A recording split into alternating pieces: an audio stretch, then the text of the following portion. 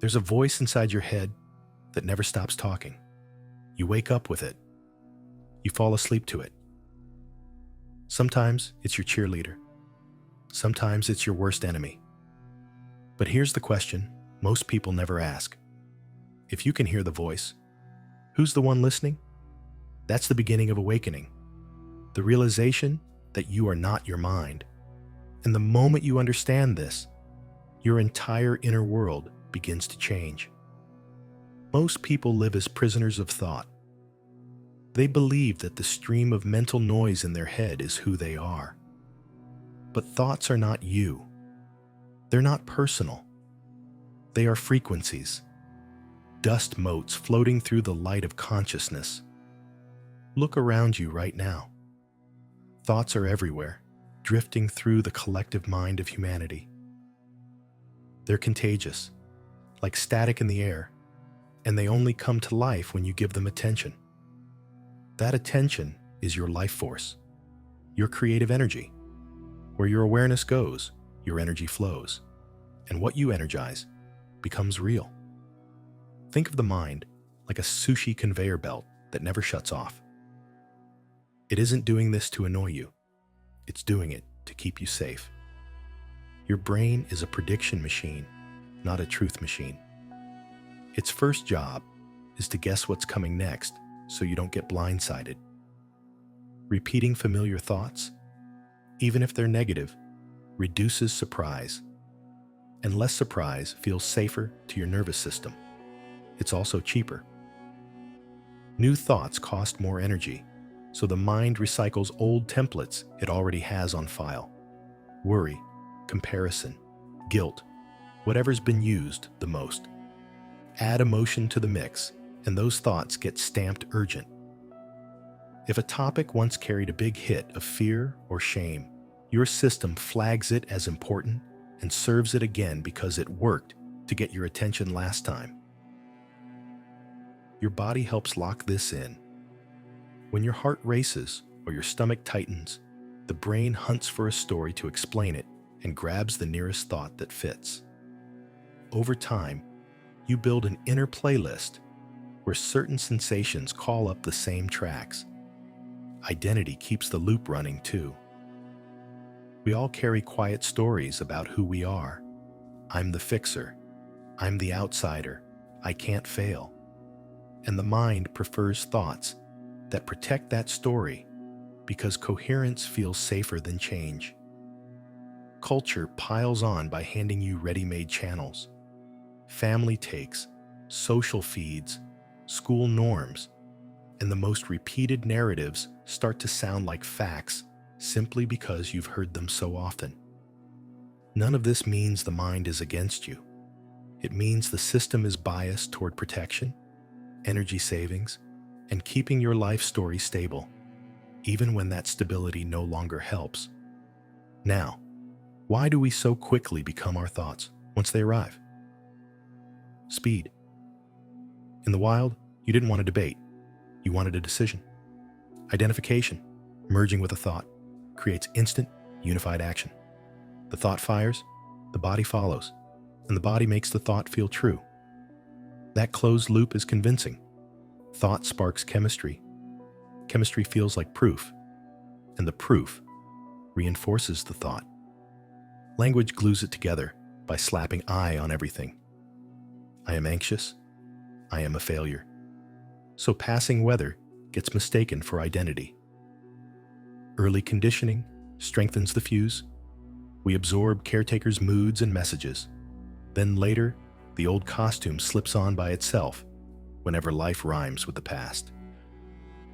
And because belonging matters, groups reward us for sharing their stories, even when those stories box us in. Certainty, though painful, feels calmer to a survival system than uncertainty, so the mind often chooses predictable pain over open possibility. When you see it this way, the shame drops out of the picture.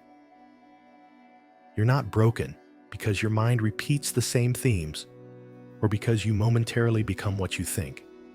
You're running ancient safety code in a modern world. The conveyor belt repeats because repetition lowers risk and saves energy. Identification happens because quick, unified responses once kept your ancestors alive. Understanding that is the first mercy you can offer yourself. The system is doing what it was built to do. From there, freedom becomes possible, not by fighting the mind, but by recognizing why it works the way it does, and remembering you're the awareness that can choose where the light goes next.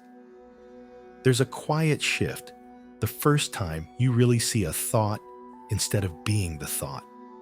It's like stepping from the stage into the audience mid-performance and realizing the play is still happening, but you're no longer tangled in the script. In that step back, a new vantage point appears. Thoughts rise, move, and dissolve inside something larger.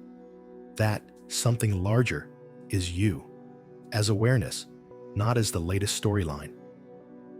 You start to notice the difference between contents, sensations, feelings, images, words, and the container, the open space that knows them. Contents are always changing. The container is steady. Contents can be loud, messy, beautiful, painful. The container is unhurt. Language shifts from "I am anxious" to "anxiety is being noticed." Distance creates choice. The body reflects it too. When you rest as the witness, breath deepens, the jaw softens, and the nervous system downshifts. The emergency sirens lose their authority. You also begin to see a deeper mercy. If awareness can hold storms without being swept away, nothing inside you has to be exiled. Shame, fear, grief. They're weather, not identity. And behind all of it is a simple, luminous fact that doesn't need proving. The one who sees is untouched by what is seen. Call it presence, spirit, the I am. Whatever name you give it, it's the same felt sense of being that was there when you were 5, there last year, there this morning, and here now, constant, while everything else changes. One example is, your phone lights up with a blunt message. We need to talk. The stomach drops, the mind sprints. What did I do? Am I in trouble? That's the stage. Now the shift, you notice the drop in the gut, the rush of images, the sentence, "I'm in danger," passing through. You realize these are contents moving through a container. The awareness that sees the flip book of possibilities isn't panicked. The sensations still move, but the witness stays clear, like sky watching clouds. Nothing has to be fixed in the next 10 seconds. You're no longer the text. You're the one who saw the text arrive. How about this? You're about to present. Hands a little damp, heart a little quick. The thought appears. I'm going to blow this. In the usual way, that thought would become your whole world. In the observer's seat, you notice the script showing up on cue. You see the body doing its pre-show routine. You hear the inner line. And you also sense the wider field that's aware of both. That wider field isn't threatened. The presentation may go perfectly or not, but the awareness that's here is the same before, during, and after. You walk in as the witness wearing a body, not as a body wearing a threat. Once you recognize yourself as awareness, attention becomes your steering wheel. Attention is not just looking at, it's life force allocation. Think of it as sunlight. Wherever it rests, things grow. Thoughts are seeds, emotions are soil. Attention is the light that decides which garden thrives. Give steady light to regret, fear, or resentment, and you'll watch your inner landscape organize around them. Your perception starts selecting matching details in the world. Your body adopts matching postures. Your choices bend that way. And soon, your day offers evidence that the original thought was true. That isn't magic. It's how a tuned system behaves. Your brain's filters prioritize what you repeatedly attend to, and your neural pathways strengthen around those themes. In simple terms, what you feed becomes easier to feed tomorrow. The flip side is where your freedom lives. When you turn attention away from the conveyor belt and let it rest on stillness, breath, or a clear intention, you stop scattering power and start concentrating it. Stillness isn't avoidance. It's high-octane fuel, a coherent signal that quiets noise so you can actually direct energy. Intention then gives that energy a vector, like aligning a magnifying glass until light gathers into heat. Over time, the system learns your new preference. Your filters begin to surface different details. Your body adopts a different baseline, and your days offer different evidence. That's why this isn't just calming, it's creative. You're not fighting thoughts. You're choosing what gets your light. And that choice, made again and again, is authorship. That's meditation as remembrance. That's creation as alignment. That's freedom. Not controlling the world, but mastering the only lever you ever really had, where your attention lives. Once you realize you are awareness, not the passing thoughts, not the noise, not even the emotions that surge through you, something remarkable begins to happen. You start to sense a creative intelligence moving through you, not as an idea, but as a living current. It's quiet, but powerful, like an unseen tide guiding every wave on the ocean's surface. This is the same energy that spins galaxies, grows trees, and heals wounds. It has never stopped flowing. It's just that most people are too busy watching their thoughts to notice the river underneath. This is the moment you stop being a passenger in your own consciousness and become the driver. You realize creation was never happening to you. It was always happening through you.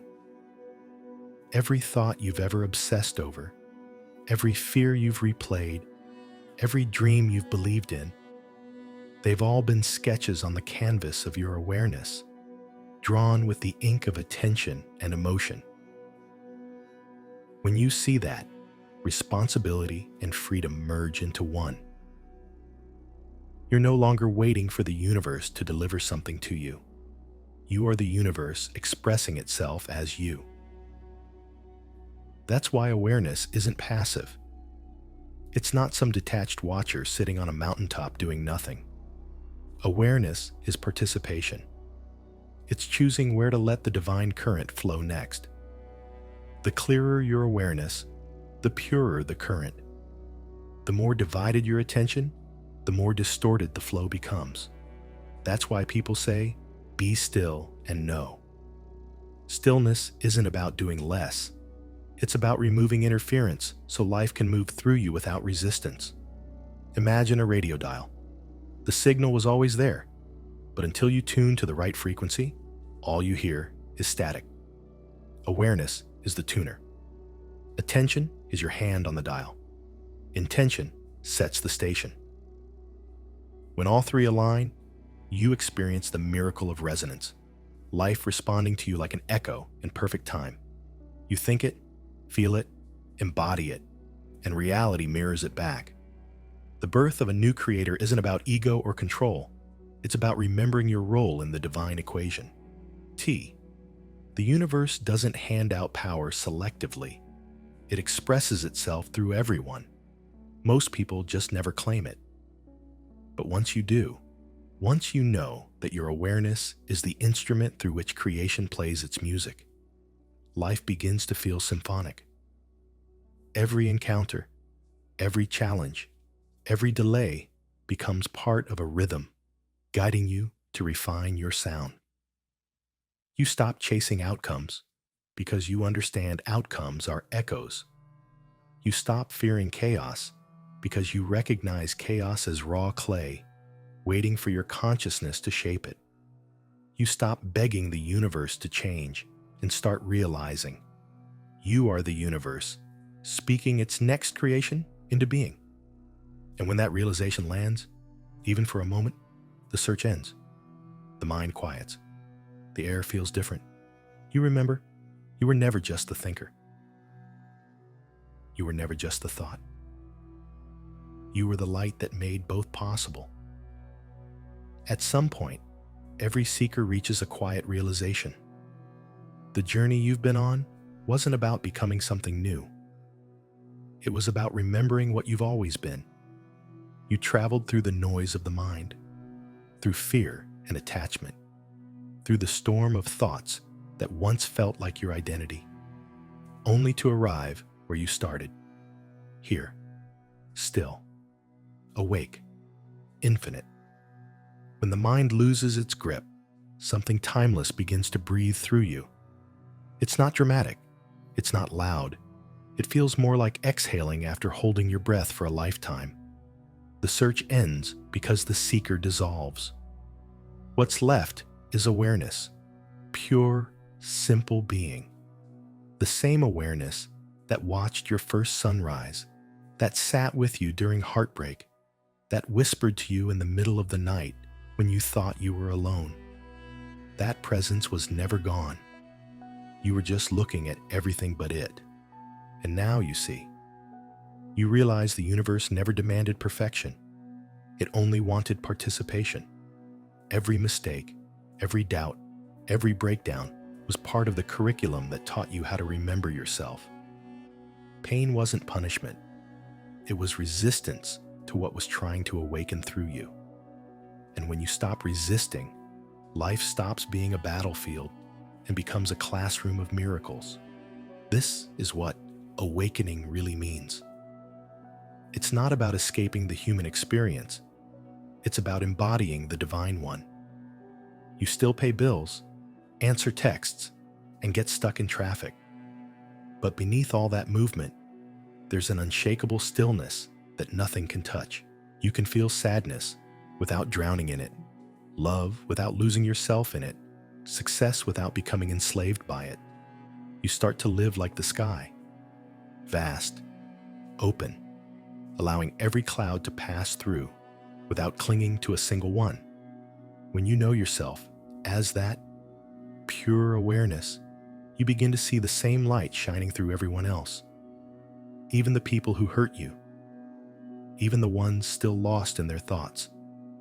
You stop seeing enemies and start seeing mirrors. And suddenly, compassion isn't something you try to feel. It's who you are. That's the return to the infinite. Not an ending, but a remembrance. Not a conclusion, but a homecoming. You realize that God wasn't a being you had to find. It was the awareness that's been watching through your eyes all along. And as you move through the world now, with open eyes, steady breath, and a quiet heart, you carry that realization like a silent flame. You are the awareness. You are the creator. You are the infinite remembering itself.